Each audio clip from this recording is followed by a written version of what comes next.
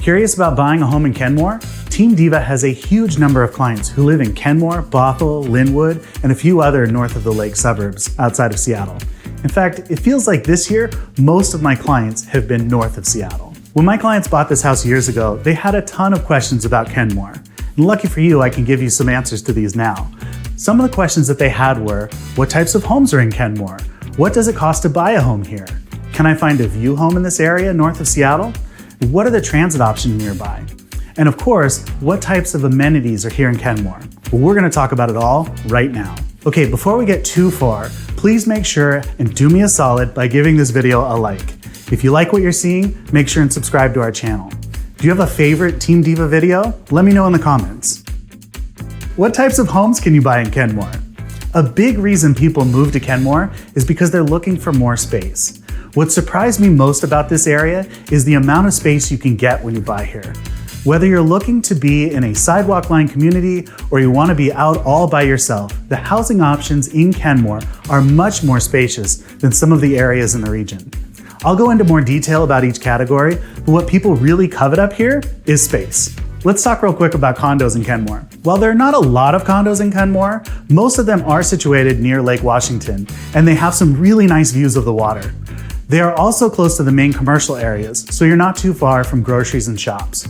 When you get past the beautiful views, what stuck out most to me was the size. The average size of a condo in Kenmore is 1,100 square feet. That's a tiny bit bigger than my 3-bedroom house. So what about townhouses? Townhouses in Kenmore are a relatively new phenomenon, which makes a lot of sense to me. Since there are not a lot of condos and large single-family homes are getting more expensive, you need something in the middle for buyers of that segment.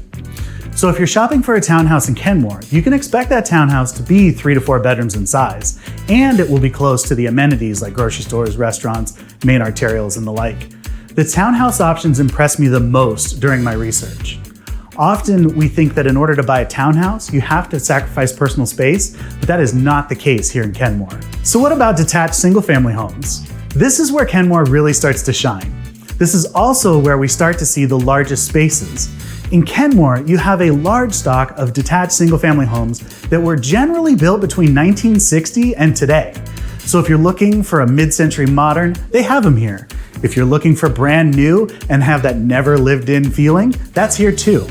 One other thing Kenmore has that a lot of other large cities don't have is large properties. A lot of the homes sit on your typical 5,000 square foot lot.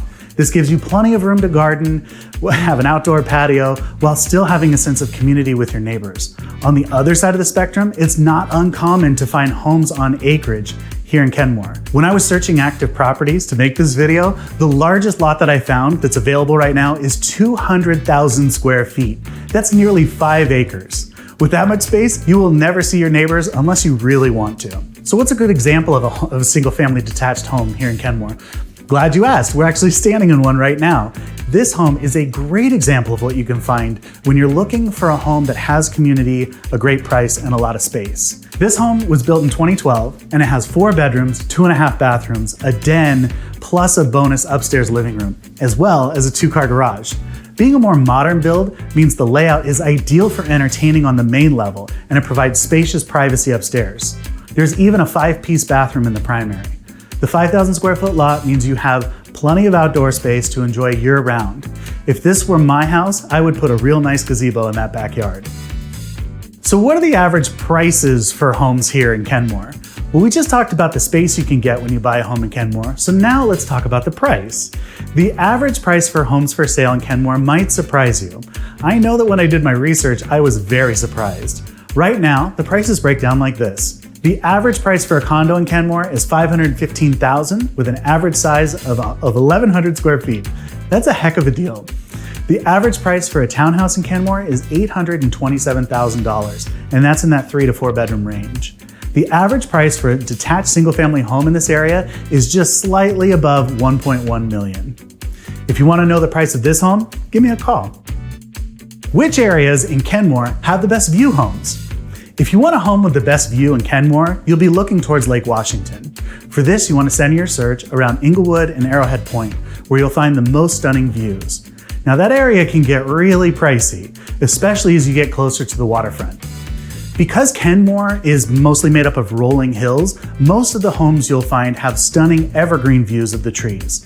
Let's be honest, that's why most of us moved to this area. I had a client a few years ago that moved here from the Midwest, and they were beside themselves by just saying, "It's so green here," which it is.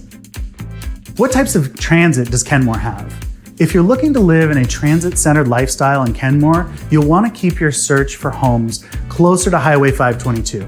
This is the main bus corridor for the city. From here, you can pick up multiple King County Metro lines headed to and from Seattle or east towards Bothell. You also have the Sound Transit 522 that picks up in Kenmore. What types of amenities can you find in Kenmore? You might be asking yourself, so what do you do in Kenmore? What kinds of amenities are out here? Well, if you're looking for great food, check out the Guest House restaurant or head to one of my favorite spots, Stoop Brewing. If that doesn't fit the bill, head over to Buddha Brutta for a plate lunch. For groceries, you have the holy trinity of Safeway, QFC, and Grocery Outlet. And if you pop over to Bothell, they have an awesome PCC. My Coffee with Roy video series makes me come across as a bit of a coffee snob, and I'll be honest, I don't have a favorite coffee shop in Kenmore. I really like to drive down the road to Honey Bear Bakery next to Third Place Books when I'm up in the area. Between the coffee and the bookstore, they can take all my money as far as I'm concerned. I know that it's in Lake Forest Park, but that's another reason Kenmore is so great. It's so close to Lake Forest Park, Bothell, Seattle, Kirkland, and Bellevue. Its central location means that all your regional favorite spots are close at hand. When you're looking for a relaxing space to stretch your legs and mind, Kenmore has some beautiful waterfront parks. St. Edward State Park offers hiking and walking trails around 326 acres of forest, playfields, and picnic areas. The park also has 3,000 feet of Lake Washington waterfront, as well as a 4-star hotel and the campus for Bastyr University. If you're looking for a little bit of beach near home, check out Log Boom Park along the northernmost point of Lake Washington.